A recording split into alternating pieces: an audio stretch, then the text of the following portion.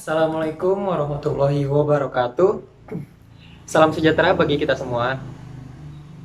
Hai teman-teman, bagaimana kabar kalian semua? Semoga di saat wabah virus corona saat ini, kalian tetap baik-baik saja ya di rumah. Dan jangan lupa terapkan budaya hidup bersih seperti mencuci tangan dan menggunakan masker jika berpergian keluar rumah. Pertama-tama, pada kesempatan kali ini, perkenalkan nama saya Sandi Putra Pratama. Saya dari jurusan Manajemen, Fakultas Ekonomi dan Bisnis Universitas Mercu Buana. Pada kesempatan kali ini, saya akan membahas tema dengan judul Potensi Bahasa Indonesia Menjadi Bahasa ASEAN atau Perbara, Perhimpunan Bangsa Asia Tenggara. Sebelum masuk ke pembahasan, saya akan menjelaskan dua peraturan dalam presentasi ini. Pertama-tama, audiens diharapkan tenang dan fokus saat saya menjelaskan pembahasan. Yang kedua, jika ada pertanyaan, harap ditahan dulu dan akan ditanyakan kembali jika saya sudah membuka sesi tanya jawab.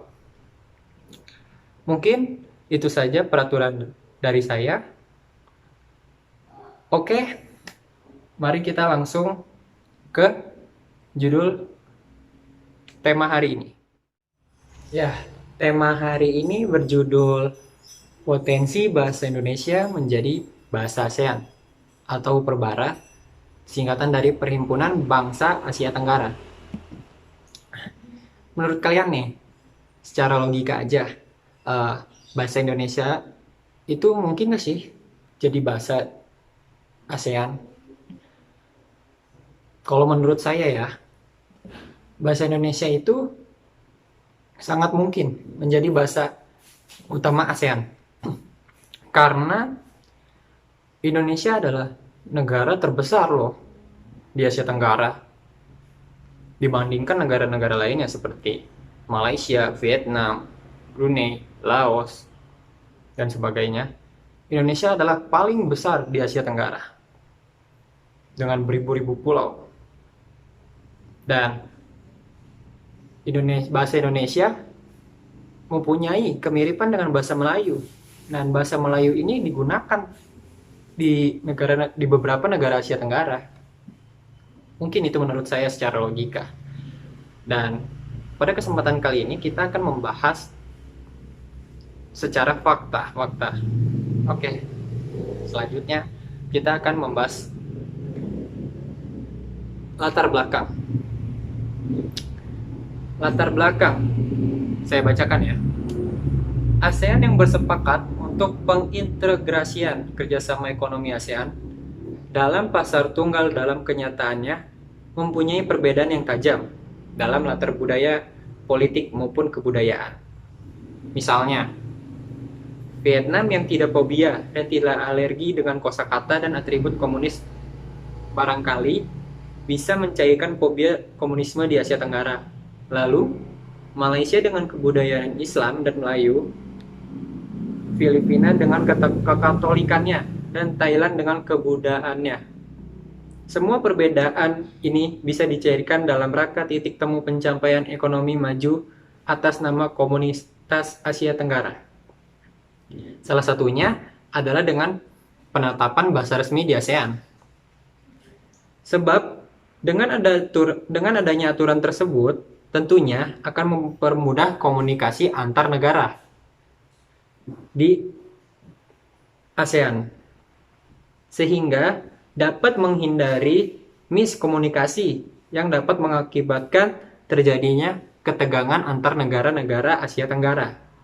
Bahkan di dunia internasional, sangat memegang peranan penting. Bahasa Indonesia bahkan berpotensi menjadi bahasa yang digunakan di ASEAN. Hal ini tidaklah berlebihan, mengingat bahasa Indonesia yang egaliter, indah, mudah, dan sederhana, serta minat pemakai bahasa Indonesia yang sangat besar sehingga memberikan kontribusi untuk menjadikan bahasa Indonesia sebagai bahasa yang digunakan di ASEAN. Nah, jadi dari latar belakang ini bisa saya simpulkan dengan masing-masing budaya, suku, agama di negara-negara Asia Tenggara dengan adanya suatu bahasa resmi di ASEAN.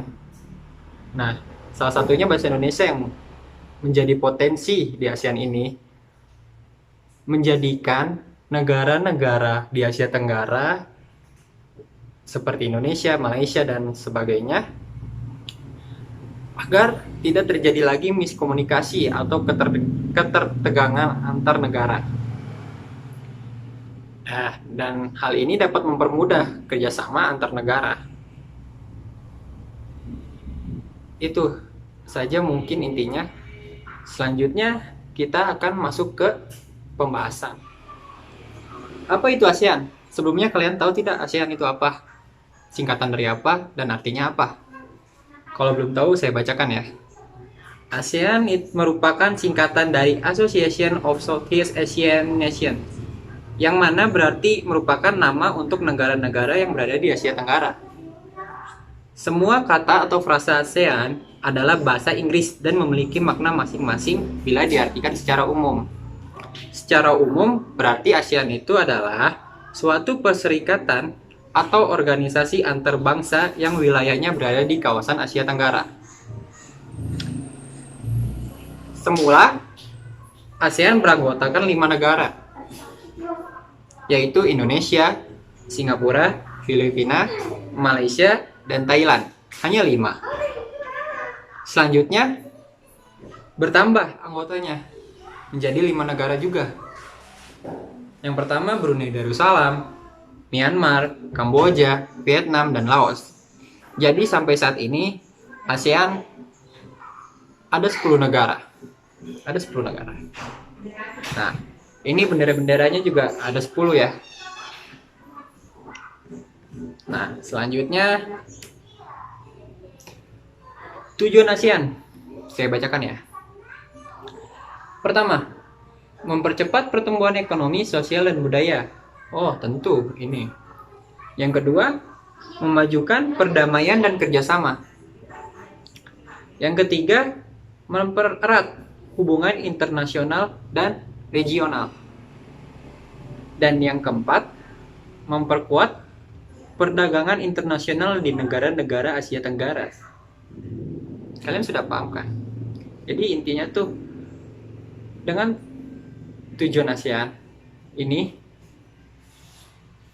negara-negara di Asia Tenggara bisa mempererat hubungan di kawasan Asia Tenggara maupun internasional dalam hal berdagang maupun sebagai bentuk kerjasama. Selanjutnya kita akan membahas faktor-faktor bahasa Indonesia berpeluang menjadi bahasa utama ASEAN. Nah, ini dibahas secara fakta. Tadi saya secara logika ya. Coba kita lihat ada tidak ya. Pertama, bahasa Indonesia mempunyai struktur yang sederhana. Yang kedua, bahasa Indonesia mempunyai jumlah penutur yang paling banyak di wilayah ASEAN. Nah, tadi kan saya sudah sampaikan secara logika. Yang ketiga, sektor ekonomi Indonesia yang berkembang pesat dan bahasa Indonesia mempunyai penyebaran geografis yang luas. Nah ini, geografis yang luas. Bahasa Indonesia, bangsa Indonesia. Berarti intinya tuh Indonesia negara yang besar. Dan sesuai dengan logika saya tadi.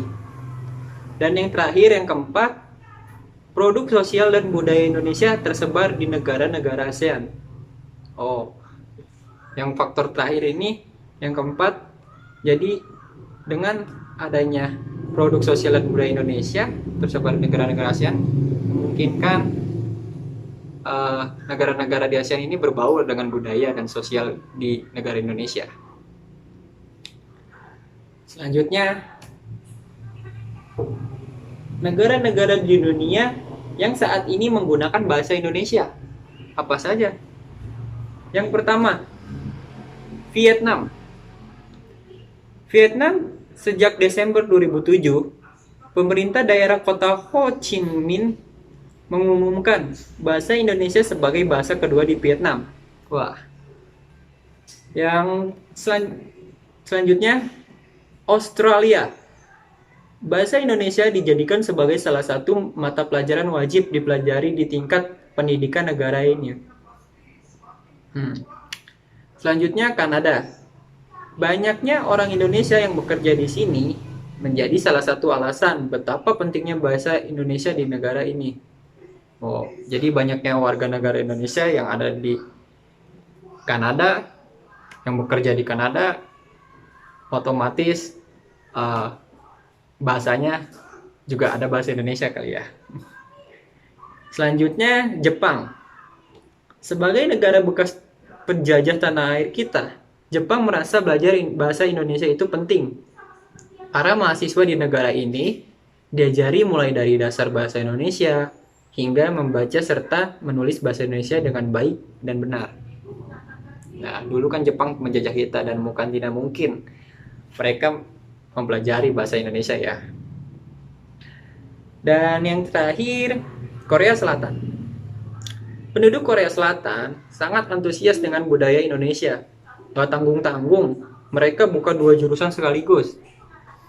Department of Malay Indonesia di College of Oriental Language dan Department of Malay Indonesian Interpretation College of Interpretation and Translation.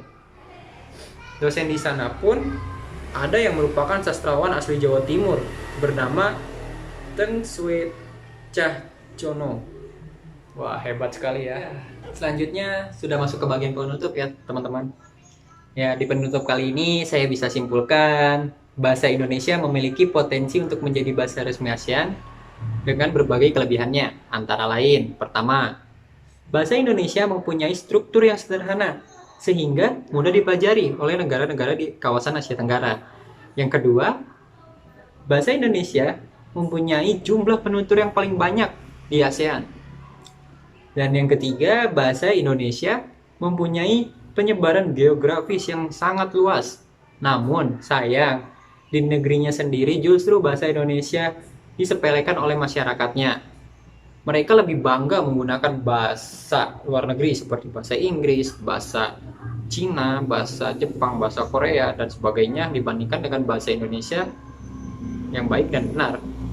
Dan saran dari saya, pemerintah melalui Departemen dan Kementerian Pendidikan harus membuat program dan langkah-langkah yang konkret guna menyelamatkan bahasa Indonesia dari kepunahan serta menumbuhkan kesadaran berbahasa masyarakat Indonesia dengan memberikan informasi, sosialisasi, dan pelatihan berbahasa Indonesia yang baik dan benar kepada masyarakat. Mungkin itu saja yang bisa saya sampaikan pada materi presentasi hari ini.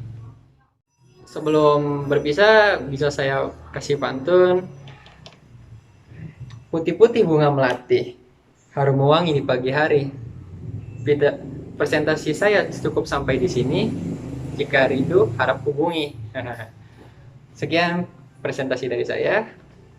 Kurang lebihnya mohon maaf. Wassalamualaikum warahmatullahi wabarakatuh. Sampai jumpa kembali.